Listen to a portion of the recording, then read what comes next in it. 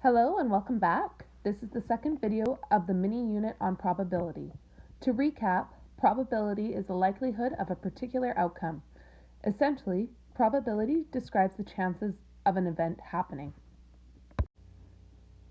As was outlined in the previous video, there are two types of probability, theoretical and experimental. The last video focused on theoretical probability, which, to remind you, is the number of favorable outcomes out of the total number of possible outcomes. For example, there is a 1 out of 2 theoretical probability of a coin landing on heads after it has been flipped. This video is going to focus on experimental probability. What is experimental probability? Experimental probability is the probability of an event that is calculated from experimental results. Simply stated, experimental probability are the actual results that happen.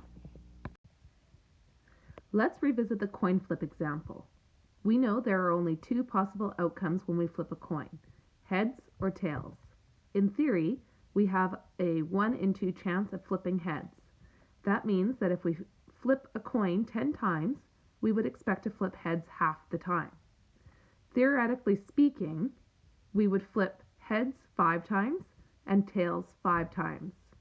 But as anyone who has ever flipped a coin consecutively knows, there is not always a 50% success rate of flipping heads.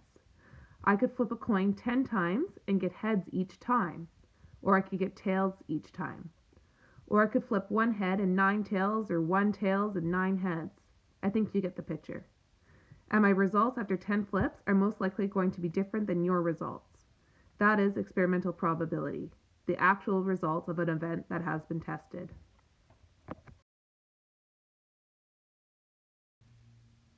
To demonstrate experimental probability, I have an experiment to show you.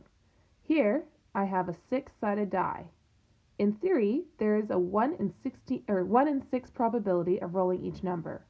In theory, if I were to roll the die 36 times, I would roll each number 6 times.